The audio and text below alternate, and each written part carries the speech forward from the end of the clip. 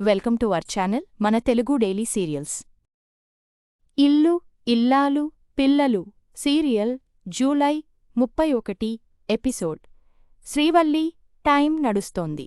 ఇంటి పెత్తనం తన చేతికి వచ్చిన తరువాత ప్రేమ నర్మదలతో చెడుగుడు ఆడుకుంటుంది శ్రీవల్లి. మరోవైపు శ్రీవల్లి ఏం చెప్తే అది అన్నట్టుగా తలాడిస్తున్నాడు గొర్రెమామ రామరాజు. అయితే నేటి ఎపిసోడ్లో నర్మదా ప్రేమలకు టైం వచ్చింది. వేదవతి అల్లాడించింది. ప్రేమించి పెళ్లి చేసుకుని కూడా పెళ్లాలను అపార్థం చేసుకోవడంలో మాత్రం రామరాజు కొడుకుల తరువాతే ఎవరైనా చేయని తప్పుకి సాగర్ ముందు దోషిగా నిలబడింది నర్మదా.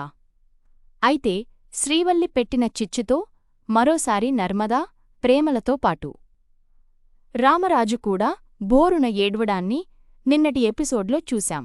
ఇక ఈరోజు జూలై 31 రాత్రి ప్రసారం కాబోయే ఎపిసోడ్లో ఏమైందంటే అటు ధీరజ్ ఇటు సాగర్ ప్రేమ నర్మదలను అపార్థం చేసుకుని వాళ్ల గురించి నోటికొచ్చినట్టు మాట్లాడుతుండటంతో తమ్ముళ్ళిద్దరికీ గడ్డిపెడతాడు పెద్దోడు చందు.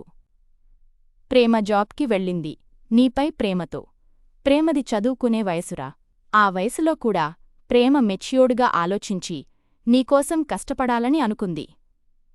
నీపై ఎంత ప్రేమ లేకపోతే ప్రేమ ఆ నిర్ణయం తీసుకుంటుంది. సంతోషంలో అందరూ పక్కనే ఉంటారా, కాని కష్టంలో తోడు ఉండేవాళ్లేరా మనవాళ్ళు. ప్రేమ కూడా నీకు అలాంటి తోడేరా. ప్రేమ నర్మదలు మిమ్మల్ని నమ్మి వాళ్ల కన్నవాళ్లని వదిలేసుకుని వచ్చారా. మిమ్మల్ని ఎంత ప్రేమిస్తే వాళ్ళు కన్నవాళ్లని వదిలేసి వస్తారా. వాళ్ల కళ్లల్లో కన్నీళ్లు రాకుండా చూసుకోవాల్సింది పోయి మీరే వాళ్లతో కంటతడి పెట్టిస్తారా. అంతకంటే పాపం మరొకటి ఉండదురా. వాళ్లకి ఇక్కడ ఎవరున్నారా, మీరు తప్ప. మీరే వాళ్లని ద్వేషిస్తే వాళ్ళ ఏమైపోతారు. వాళ్లని దూరం పెట్టి వాళ్లని నిజంగా అనాథలను చేయకండిరా అంటూ తమ్ముళ్ళు ఇద్దరికీ బుద్ధి వచ్చేట్టు చేస్తాడు చందు. ఇటు ప్రేమ నర్మదలు కన్నీళ్లు పెట్టుకుంటారు. ఏంటి అక్క ఇది, ఇక్కడ మనం ఏంటో మన స్థానం ఏంటో అర్థం కావడం లేదు. మన భర్తలు మనతో మాట్లాడటం లేదు. అత్తమామలు మన మొహం చూడ్డానికి అసహ్యించుకుంటున్నారు. అటు కన్నవాళ్ల ప్రేమకి దూరమై ఇటు అత్తింటివాళ్ల ప్రేమకి దూరమై ఈ ఇల్లు మనది కాదు, ఇంట్లోవాళ్లు మనవాళ్లు కాదనిపిస్తుంది. ఈ నరకం భరించడం నరకంగా ఉంది. ఎవరు ఉన్నా లేకపోయినా ఇన్నాళ్ళు మన అత్త మనతో ఉంది. కాని ఆమె మాట్లాడకపోవడాన్ని భరించలేకపోతున్నాం. అమ్మ తరువాత ఓదార్పు ఇచ్చేది అత్తే. మన బాధలు చెప్పుకోవడానికి అమ్మలూ లేరు. అమ్మని మరిపించే అత్త వడిని కూడా కోల్పోయాం. దూరమైన చోట బాధ ఉంటుంది, కాని కోల్పోయిన చోట భరించలేనంత నరకంగా ఉంటుంది.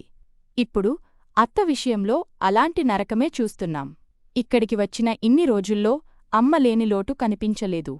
కాని మొదటిసారి మా అమ్మ గుర్తొస్తుంది, చాలా గుర్తొస్తుంది అంటూ భోరున ఏడుస్తారు ప్రేమ నర్మదలు. వాళ్ల మాటల్ని విన్న వేదవతి తల్లడిల్లిపోతుంది. ప్రేమ నర్మదల మధ్యకి వచ్చి కూర్చొంటుంది. ఇంకొక్కసారి అమ్మలేదని ఎవరైనా మాట్లాడితే కాళ్ళు విరగ్గొడతాను. అమ్మ గుర్తొస్తుందా. అమ్మ పక్కనుంటే బావుండని అనిపిస్తుందా. మరి ఇక్కడున్నదెవరు, దెయ్యాన్నా అని అంటుంది. దాంతో ప్రేమ నర్మదలు భోరున ఏడుస్తూ అమ్మలాంటి అత్త భుజాలపై వాలిపోతారు. ఆ సీన్ మాత్రం చాలా ఎమోషనల్గా ఉంటుంది, గుండెల్ని పిండేస్తుంది. సీన్ కట్ చేస్తే శ్రీవల్లి తుళ్ళిపడి లేస్తుంది. అంటే ఇదంతా శ్రీవల్లి కన్న కల అన్నమాట. కాని అదే నిజమయ్యింది. లేవడమే నా తాళాలు ఏవి, నాకు ఇంత భయంకరమైన కల వచ్చిందేంటి అంటూ తెగ వెతికేసుకుంటుంది శ్రీవల్లి. పక్కలో తాళాలు కనిపించేసరికి శ్రీవల్లికి ప్రాణాలు లేచి వచ్చినట్టు అవుతుంది. దేవుడా, ఓ మంచి దేవుడా, ఈ ఇంటి పెత్తనం నా గుప్పెట్లో ఉండాలి. మామయ్యగారు నేను ఏం చెప్పినా గుడ్డిగా నమ్మేసి గొర్రెలా తలాడించాలి. అత్తయ్యగారు ఎప్పటికీ ఇద్దరి కోడళ్లపై రగిలిపోవాలి. వాళ్లతో మాట్లాడకూడదు. ఈ ఇంట్లో నా మాటే శాసనంలా ఉండిపోవాలి అంటూ కోరికల చిట్టా విప్పుతుంది. ఇంతలో ఆమెకి వేదవతి ప్రేమ నర్మదల నవ్వు వినిపిస్తుంది. ఏంటబ్బా అని బయటకు వచ్చి చూసేసరికి వాళ్ల ముగ్గురూ హాయిగా నవ్వుకుంటూ కనిపిస్తారు. అది చూసి వాట్ ఈజ్ దిస్ వైపరీత్యం అంటూ గిర్రున కళ్ళు తిరిగి కిందపడిపోతుంది శ్రీవల్లి. ఏంటి బల్లక్కై టపిమని అలా పడిపోయావ్ అంటూ దాని మొహంపై నీళ్లు చల్లి లేపుతారు ప్రేమ నర్మదలు.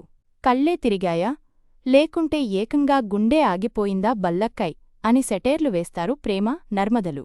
టక్కున లేచిన శ్రీవల్లి, ఏంటి మీరు అత్తయ్యతో కలిసిపోయారా? ఇంతకు ముందులాగే మాట్లాడేసుకుంటారా అని అంటుంది శ్రీవల్లి.